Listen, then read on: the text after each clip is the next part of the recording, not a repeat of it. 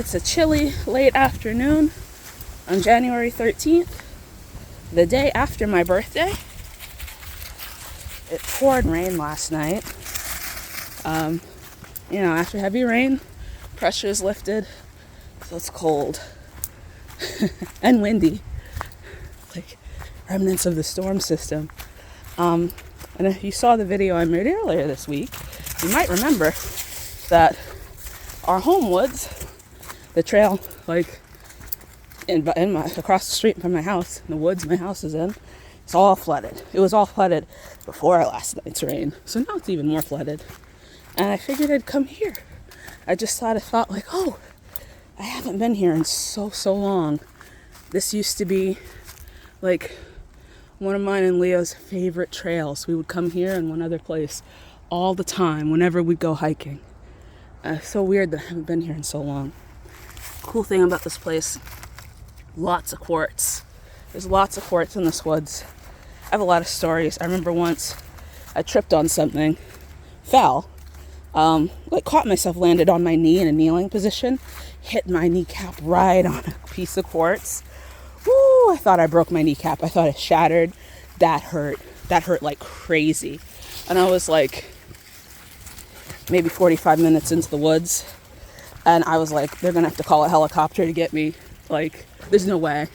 I was literally laying on the ground, for probably 10 minutes until it stopped hurting. And I could assess the situation and I realized nothing was broken. It just really hurt. But aside from that, the quartz is very pretty if you don't land on it. If you fall. And falling, happens. Look, this place is all muddy, slippery too. But anyway, I brought you here once, Ma. This is the place that you were weirdly creeped out by, even though it's very beautiful and peaceful. That's a weird story. That's a story I'll tell you guys. Anybody wants to, just ask me. Mom will tell you if you ask her when you see this video. The way she'll tell it is she had legitimate reason to be as scared as she was. She didn't. We come here all the time. She was freaked out by the signs. And she was like, the signs are deliberately confusing. It's like the hills have eyes. They're trying to trap you here. And I was like, they're not confusing. And also it's an out and back trail. You just follow the trail, really. You don't even have to look at the signs or the blazes. But anyway. Oh, wow. Dash just flushed all those birds. There were 3 cardinals, some sparrows. That's not great, Dash. They're trying to find someplace warm to bed down for winter.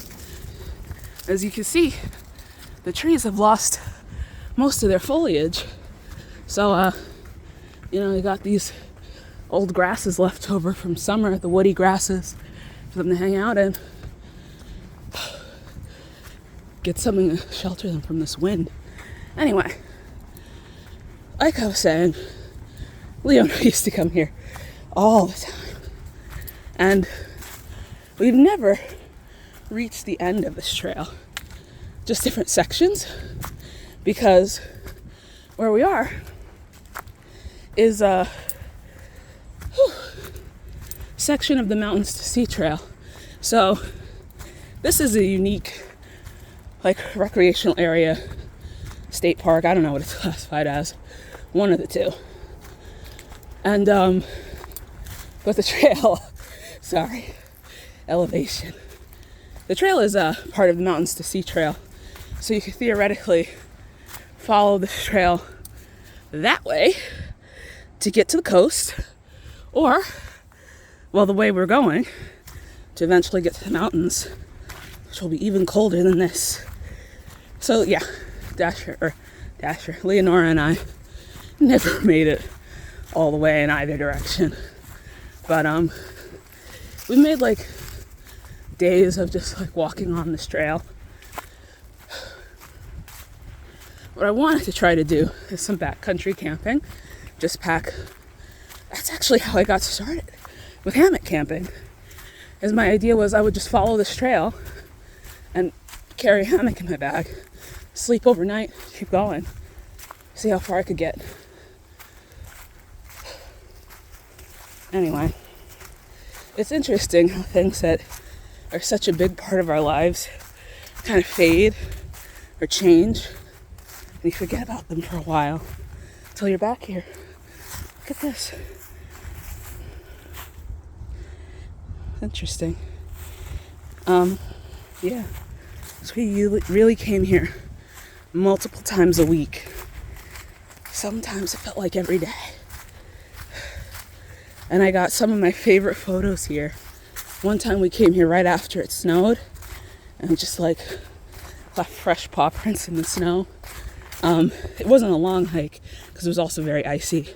I was like, my hands and feet were getting wet. I was like, well, let's turn back. I had great photos of like the sun reflecting on this lake at sunset. Yeah, this is a great place.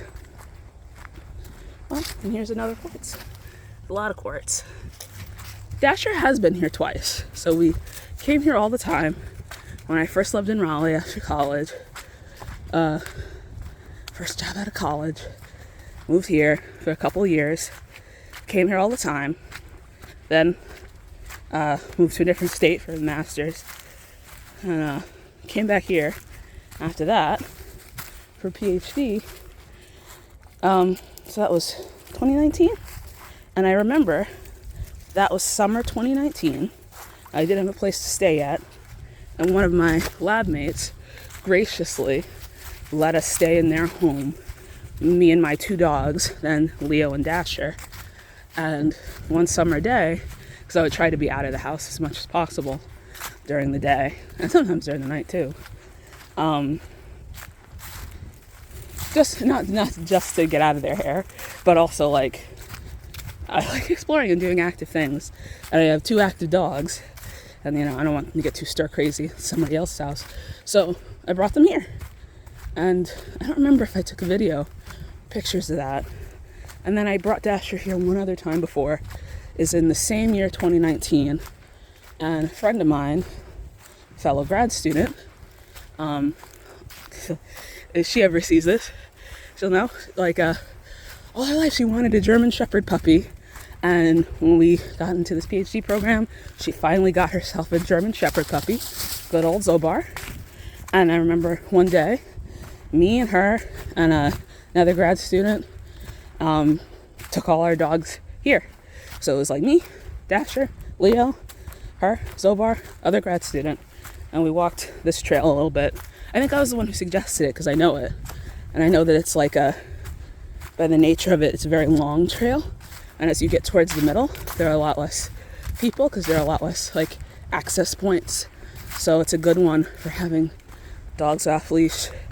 Like if you time it right time of day, right season, around inclement weather, you can have them off leash without bothering people, which is important to me. Because you never want to let your dogs bother people or wildlife. They're off leash. But you got to find some time to get them off leash because they got to run and play. I think that was a good time for Zobar and for Dash. Dash had a younger dog to play with for a minute than Leo. Because when I first got Dash, Leo loved playing with her. But I would say by 12, maybe even 11 and a half, she was a little bit over it. So it was fun that Dash had a puppy to play with. A little snapshot of a few years later when Yadkin would come into our lives. Anyway, I love this place. I actually know.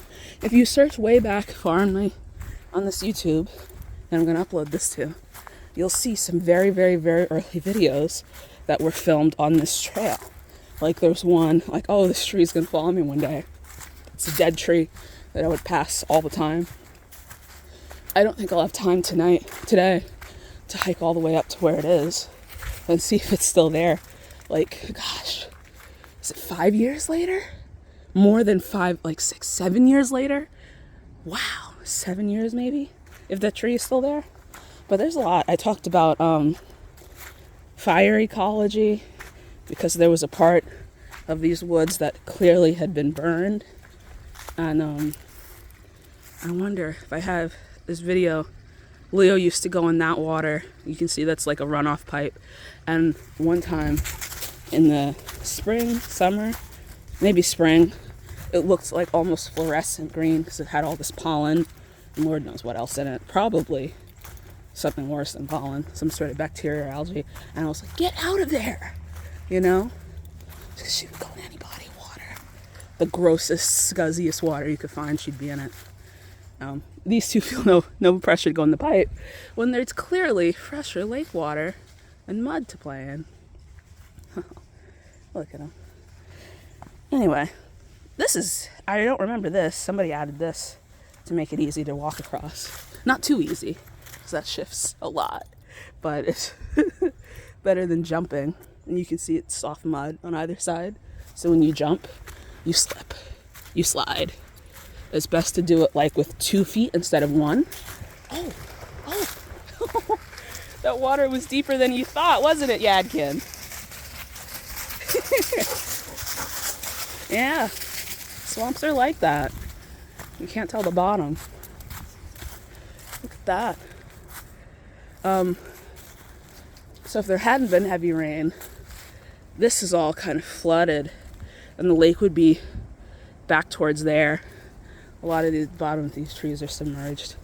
So normally I do a lecture about like Piedmont bottomland hardwood forest and how they kind of flood seasonally or cyclically even with heavy rain and like in the spring and blah blah blah, and how it's like really important habitat for like kind of riparian animals that live in this kind of terrestrial / wetland habitat, or depend on things that are periodic flooding that aren't always submerged. But I kind of feel like it. Catch me on a different day. Ask me about it, or look it up. It's interesting stuff. It's great. I mean, what I like in the woods is like you really see the ecology in motion. But you see that everywhere. You see that in the city, like for better and worse. Usually worse. More quartz. Look at this beautiful quartz. Maybe I'll call this video "Look at this beautiful quartz." Yeah. Anyway, I slept most of the day. I did that yesterday too. It's a problem I have with January. It's unfortunate. It's my birth month. I try to start the year off right. Try to observe the 12 days of Jasmine and honor each of the 12 days of Jasmine from the 1st to 12th leading up to my birth. But it's hard because it is the dead of winter and like the lack of sunlight kind of gets me down sometimes. It's like I get very sleepy. So because of that, got a really late start. Well, yesterday. I planned to do this hike yesterday for my birthday. Didn't get around to it. I think I didn't really pull myself out of bed until late afternoon. And I knew that it would start raining in the evening and not stop all night, which was true. I remember thinking, do I want to risk being out there and the rain starts? And also, like, do I want to be out there? I only have like an hour before we have to turn back because it gets dark. So I decided not to, and that was for the best. I still had to pick up my birthday cake. And I think the rain started a little bit while I was in the Publix parking lot. Then it stopped and didn't start up again until it was proper dark, but I still think I made the right choice. Today,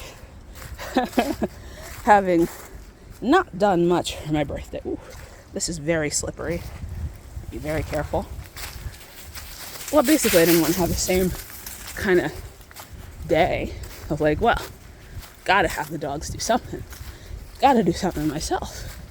Not healthy to not hike, not be in nature, not get my body moving.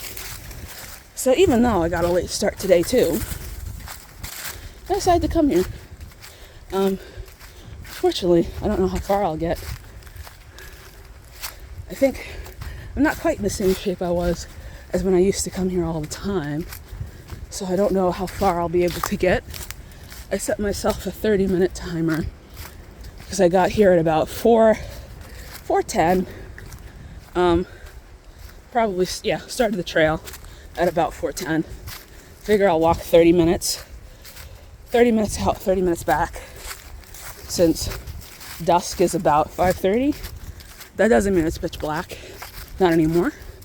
Enough time has passed from the solstice where it's like, you know, you have some middling light until like 5:45, but it's not the kind of trail I want to be in at dark, that close to dark, especially because like the trailhead is right by a very busy road that's kind of dangerous, so it's unnerving to do in the dark with the dogs and all that. I have a terror of them like jumping out of the car and immediately running into the street before I could grab them, or like, well, anything, dropping a leash. And also getting stuck out here would be no picnic.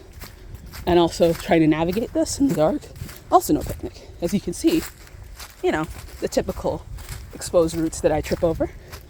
Lots of wet, muddy patches where it's flooded. So I want to give myself time to get out of here with plenty of light. So unlike usual, I'm a lot more cautious. So I've set myself a timer. When it goes off, I'm gonna start walking back.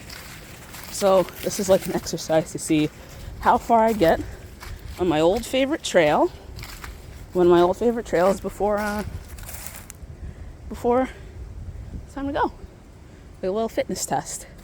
I'm gonna step on this and step over to this mud. Look at this. This part of the trail's flooded too. Oh shit! It slipped.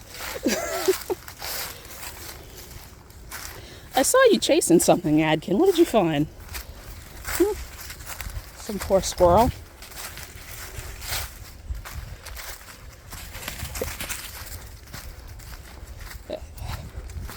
I might come back here again, like in the near future. Give myself more time. Hell, give myself a day.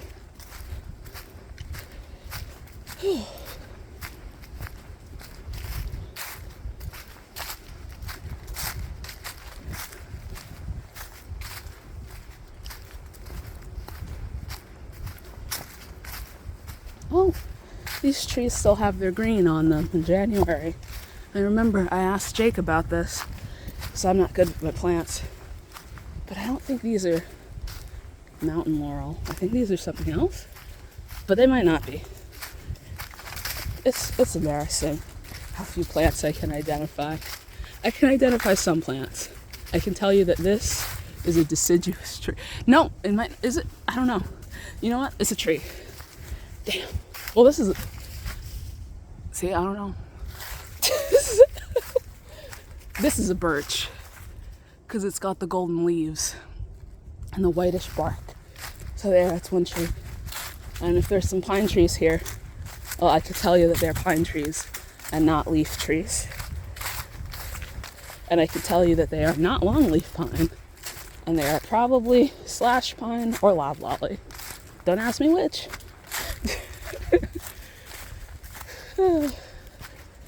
And I could tell you, that those marks on the tree. Sometimes you see that and it's evidence of like yellow-bellied sapsuckers, but this looks like fencing. That long time ago, this was up against a fence and it left those scars. I used to be able to tell the difference really well and explain it really well. I think I forgot some of that. Yeah, I've gotten rusty.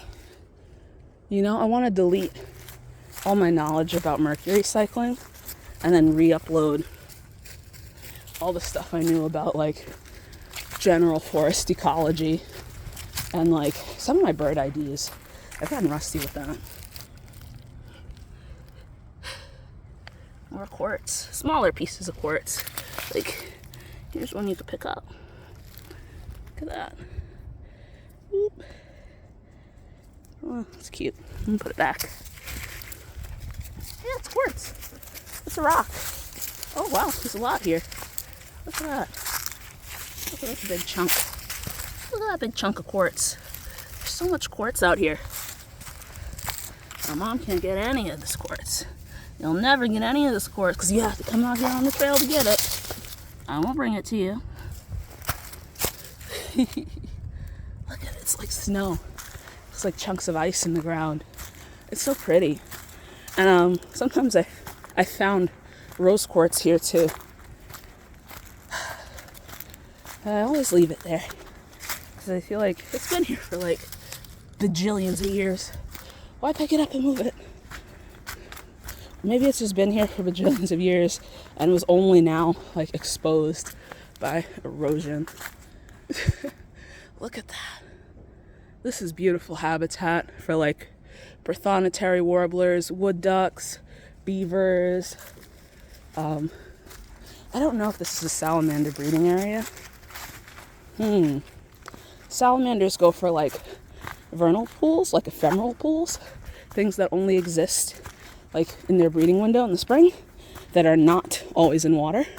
And that's because if there's always water, there will be fish, and the fish will eat their eggs. So this is what I was saying before about like it's so important to preserve habitats that flood seasonally, cyclically. They serve a different function than the stuff that's always submerged in water. And it's super important. I remember I gave a presentation once about what was it, wood storks. Yeah, wood storks, which are endangered. Florida, a Quartz Swamp Sanctuary used to have a huge rookery of them, the biggest in the country. And over time, it's declined. And the long short story of that is because of how we've changed how water moves in that state. This is really beautiful. Little, maybe I'll not babble over this. Look at that. I love the sound of running water.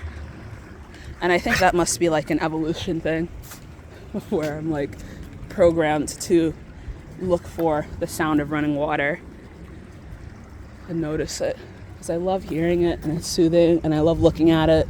And like that's not really a waterfall, but like when I see it moving through the rocks, I'm like, wow, I'm fascinated.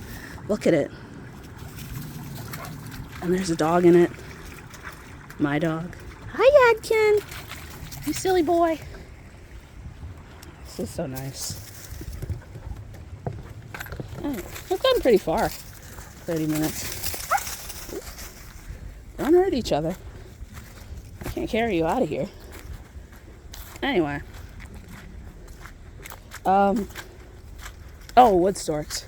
The point is that wood storks are tactile feeders. So wood storks nest in the winter in Florida, like I want to say December, January maybe. And what they depend on are like wet prairies and lowlands and stuff that kind of flood. They're filled with water in like the summer, and they'll usually connect up with rivers and ponds and lakes, and fish will live in there, and then like aquatic invertebrates. And then over the winter, these areas dry out, and the fish and whatever invertebrates are left over and not dead slowly become cut off from water, and they're like in these kind of shallow, muddy prairies. And that's right when the wood storks breed. And they are, again, tactile feeders, so they've evolved to breed at that time to kind of take advantage of those trapped fish in these places that only have water sometimes and then dry up. And that's what they feed their young. So when that doesn't happen, they have no way to feed their young because they can't really fish in like deep open water. And it's kind of missing a whole function of the ecosystem. Same thing with all the little buddies, little amphibians that use